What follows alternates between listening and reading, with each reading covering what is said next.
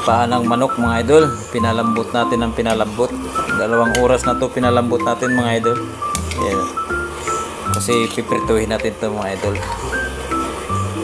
para pati yung buto malambot na rin. Masarap to prituhin mga idol, fried natin. Tara mga idol, piprituhin na natin to. Pinatulo muna natin yung paa mga idol, galing sa paghango. Yan mga idol, pipirtuin na natin yan mga idol. Ilagay muna natin sa harina, ilublog muna natin yung paa para madali siyang prituhin.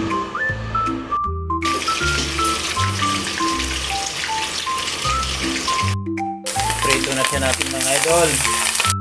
Mga idol ang paa. Malakas ang apoy at kumatawa si kamantika mga idol.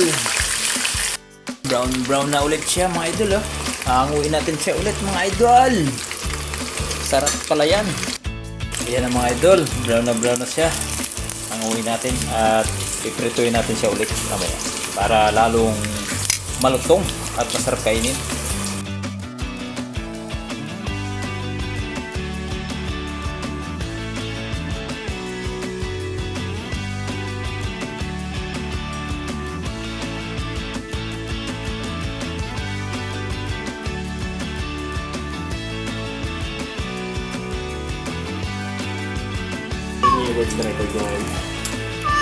Gulay, sariwang gulay, pipino at saka carrots.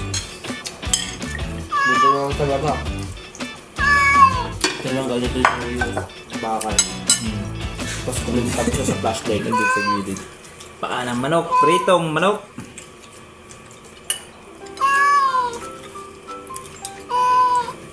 Yan, tama na. No comment sa masama sinabi kong gagawin. Kain mga idol.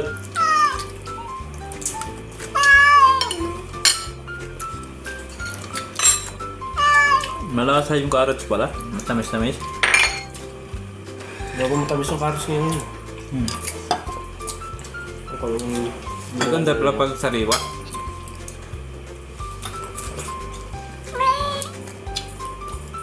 Parang may asukal na ito.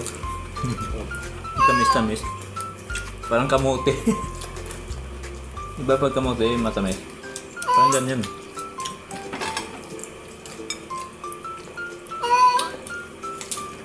Lambot mo naman, naman yata. Pwede nga buto, naman yata. Ito. Pwede kainin yung buto. Yung paa. Malambot na. Malambot na yan, baka di mo pa masimot ha. Gusti buto nga ng dalian, nakakain ko. Nakakaya. Baba!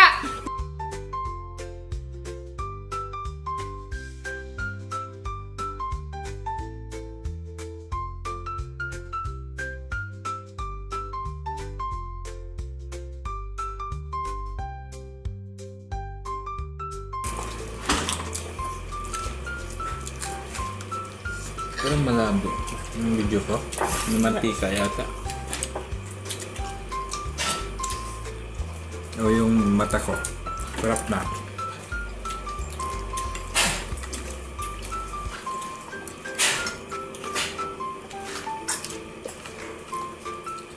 Sarap ng pipino.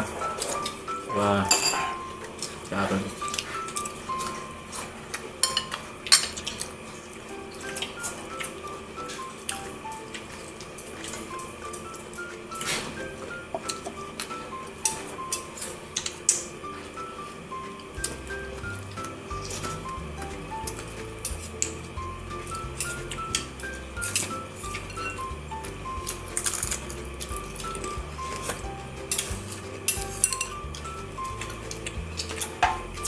Samira mo na papagantang mo ka po. Lahat naman po yung tinagyan sa'yo. Hindi ako sa kanila. Hindi ako